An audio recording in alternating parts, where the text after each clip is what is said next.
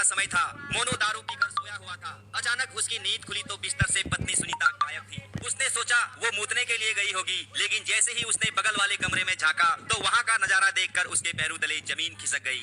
जिस पड़ोसी दोस्त के साथ उसने शाम को नहर किनारे शराब पी थी, वही दोस्त उसकी पत्नी की घोड़ी बनाकर ले रहा था। लेकिन अब बड़ा सवाल यह था कि जब 30 साल का मोनू किसी भी औरत को संतुष्ट करने, उसे फुल मजा देने में सक्षम था, तो फिर उसकी पत्नी रिस्क लेकर पड़ोसी के आगे घोड़ी क्यों बनी थी? क्या मोनू उसको मजा नहीं देता था, या फिर सुनीता के अंदर कुछ ज्यादा ही आग थी? इन सभी बातों का विश्लेषण करेंगे, इसीलिए वीडियो को अंत तक जरूर देखिएगा। दोस्तों, चढ़ती जवानी और हवस की ये कहानी उत्तर प्रदेश के सहारनपुर से सामने आई है। यहाँ 30 साल का मोनू अपनी 26 साल की पत्नी सुनीता के साथ रहता था। वो अक्सर शराब पीकर घर आता था और खाना खाकर चुपचाप सो जाता था। मनोज की पत्नी चाहती थी कि उसका पति उसे बिस्तर में प्यार करे, लेकिन पति तो शराब के नशे में बेहोश रहता था। लिहाजा सुनीता यौन सुख प्राप्ति के लिए तरसने लगी।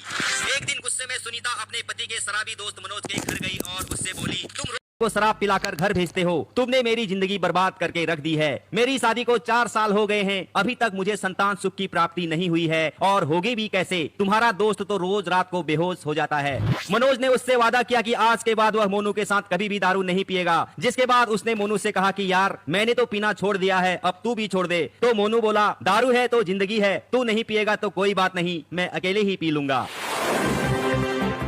2 हफ्ते बाद मनोज एक दिन मोनू के घर गया तो मोनू दारू लेने ठेके पर गया था। उसने सुनीता से पूछा, भाभी जी 15 दिन हो गए हैं, मैंने एक भी दिन मोनू के साथ दारू नहीं पी, अब तो तुम्हारा सब कुछ ठीक चल रहा होगा। तो सुनीता रोने लगी। मनोज उसे चुप कराते हुए उसके आंसू पोंछने लगा। लंबे समय के बाद किसी पुरुष का स्पर्श पाकर सुनीता उत्तेजित हो गई। उसके अंदर हवस हावी हो गई और उसने मनोज को अपनी बाहों में भर लिया। मनोज तो अभी कुंवारा था, उसकी जवानी तो उफान मार ही रही थी। लिहाजा उसने पलक झपकते ही सुनीता का गेम बजा दिया, उसे पूरी तरह से संतुष्ट कर दिया।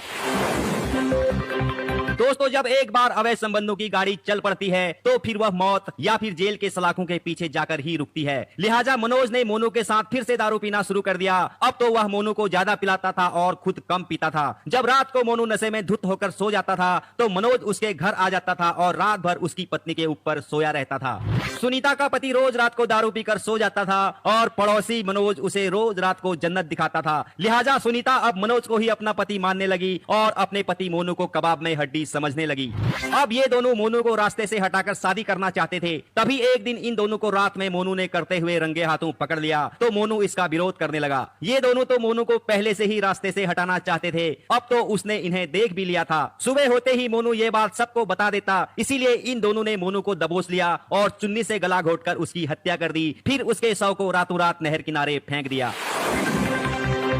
सुबह हुई तो मोनू की पत्नी ने अपने पति की गुमशुदगी की रिपोर्ट लिखाते हुए 4 लोगों को नामजद कराया। लेकिन सुनीता की ओवर एक्टिंग देखकर पुलिस को शक हुआ तो पुलिस ने सबसे पहले उसी की कॉल डिटेल निकाली तो पता चला कि एक नंबर पर वह लगातार बात करती है। वो नंबर पड़ोस में रहने वाले मनोज का निकला और मनोज हत्या वाले दिन से घर पर नहीं था। लिहाजा पुलिस ने सुनीता के भेल में 2 डंडे लगाए तो उसने हत्याकांड की पूरी कहानी पुलिस को सुना दी, जैसे मैंने आपको सुनाई है।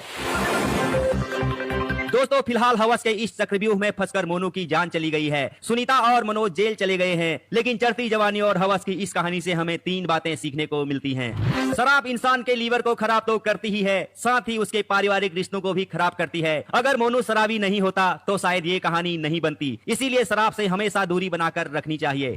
दोस्तों, बहुत सारे लोगों का मानना है कि दुनिया में सबसे ज्यादा मजा संभोग क्रिया में आता है। इसीलिए अपनी पत्नी को संभोग सुख से कभी भी वंचित ना रखें। अगर मोनू अपनी पत्नी का बराबर गेम बजाता रहता तो शायद आज ये कहानी नहीं बनती। इसीलिए पत्नी की ठुकाई पर विशेष ध्यान देना चाहिए। दोस्तों, आजकल के लौंडे जवानी के जोश में बिना सोचे समझे कहीं भी घुसा देते हैं, जिस वजह से उनकी जिंदगी, उनका करियर तो बर्बाद होता ही है, साथ ही सामने वाले का भी परिवार तबाह हो जाता है। अगर मनोज दूसरे की बीबी का गेम नहीं बजाता तो शायद आज ये कहानी नहीं बनती। इसीलिए सभी युवाओं से अनुरोध है कि शादी से पहले कभी भी सेक्स ना करें। सेक्स सिर्फ और सिर्फ अपनी पत्नी के साथ करें। अगर किसी की जवानी ज्यादा ही उफान मार रही है, वो शादी तक का इंतजार नहीं कर सकता है, तो हस्तमैथुन is the best option for sexual satisfaction.